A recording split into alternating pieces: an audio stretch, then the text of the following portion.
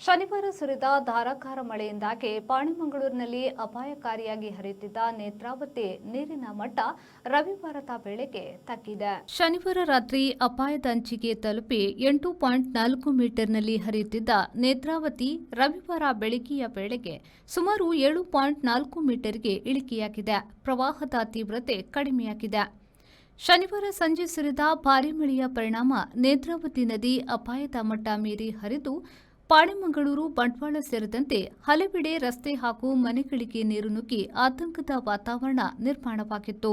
ಆದರೆ ರವಿವಾರ ಬೆಳಗಿನ ಜಾವದಿಂದ ನದಿಯ ನೀರಿನ ಮಟ್ಟ ಇಳಿಕೆಯಾಗಿದ್ದು ಪರಿಸ್ಥಿತಿ ಸಹಜ ಸ್ಥಿತಿಯತ್ತ ಮರಳುತ್ತಿದೆ. ಶನಿವಾರ ರಾತ್ರಿ ಜಕ್ರಿಬೆಟ್ಟು ಸೇರಿದಂತೆ ಹಲವೆಡೆ ನದಿ ನೀರು ರಸ್ತೆಗೆ ಹರಿದು ಬಂದಿದ್ದರಿಂದ ಸಂಚಾರಕ್ಕೆ ಅಡಚಣೆ ಉಂಟಾಗಿತ್ತು.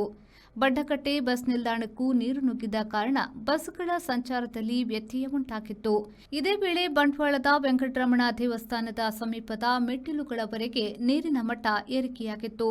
ಮುಂಜಾಗ್ರತಾ ಕ್ರಮವಾಗಿ ಪಾಣೆಮಂಗಳೂರು ಆಲಡ್ಕ ಪ್ರದೇಶದಲ್ಲಿ 15 ಮನೆಗಳ ನಿವಾಸಿಗಳನ್ನು ಸುರಕ್ಷಿತ ಸ್ಥಳಗಳಿಗೆ ಸ್ಥಳಾಂತರಿಸಲಾಯಿತು.